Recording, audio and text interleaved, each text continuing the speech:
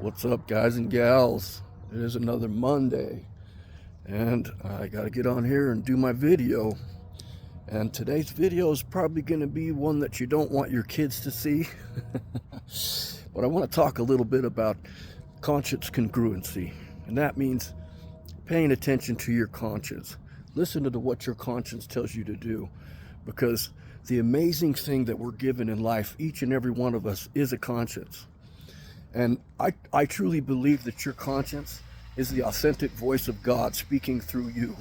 You know, we all know we have one, because we all know the difference between right and wrong. And when we do wrong, we always know we did wrong. So, and if you're trying to find ways to justify anything in your life, that means you are not living in congruency with your conscience.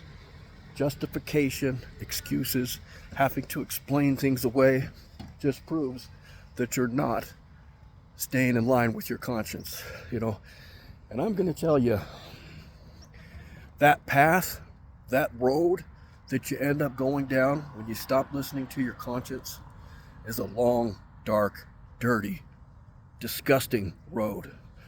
And I know, because I've been all the way down to the end of it, all the way down to everything except for death. Well, as a matter of fact, I died too, but I got lucky, and they Narcaned me and brought me back. But I remember I got so far to the point in my addiction, because when you're doing that, like numbing life, just chasing drugs, chasing a better feeling, chasing drinking, there's so many things that you can chase in life that are not in congruency with your conscience.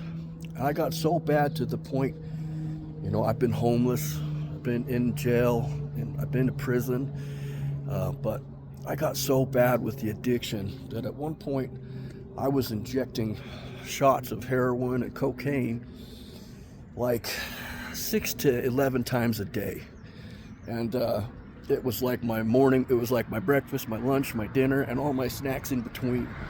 And it got so bad that I had not a single vein showing on my whole body. It's crazy, because all my veins have come back now, but it took me 13 years of busting my ass in the gym. But it got so bad that I couldn't find a vein. So I would literally, when I would try to get my fix, I would literally stab myself like 10 to 20 times until I found one that was just barely open enough that I could slowly squeeze it in. And then that started causing me to get cysts, because the veins weren't open. So the buildup of the drugs in my body would turn into these big, disgusting cysts. And I went to the doctor for the first two, and they cut them out. I watched how they did it. They squoze all that disgusting, stinky pus out, and then they stuff wet gauze into the hole, and you have to keep putting wet gauze in it for weeks after.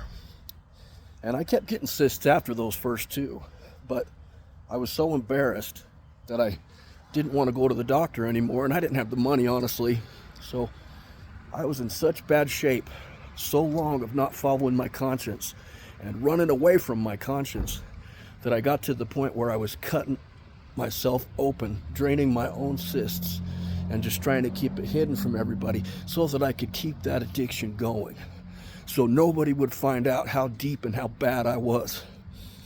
I was in a disgusting state of mind. And that all comes from not paying attention to your conscience. Your conscience is there to show you the way.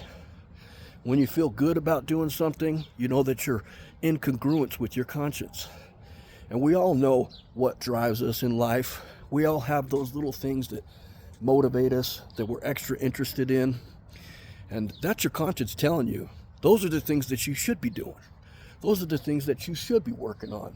And when you treat people good and it makes you feel good, that's also your conscience. And when you do something bad and it makes you feel bad, that's when you're stepping away from your conscience. That's when you're starting to go down that dirty, disgusting road. So I think any of us can improve our lives by listening to our conscience more. It's given to us for that reason. And I know I'm trying to do it more. The older I get, the less I have to justify things. I don't have to make excuses to anybody else or to myself. And that's because I'm trying to live a good, clean life. I'm trying to follow what my conscience is telling me. And I've still got my problems. I've still got my issues. But just listening to my conscience, just trying to stay in tune with that, trying to stay in congruency, has made me a better man, has made my life better, has made me a better father. It's made me a better artist. It's made me a better everything. So make sure you pay attention to your conscience. If you get to that point in life where you have to justify things or make excuses because of your actions, that's the stopping point. That's the sign to turn it back around. You got this one life. You're here this one time.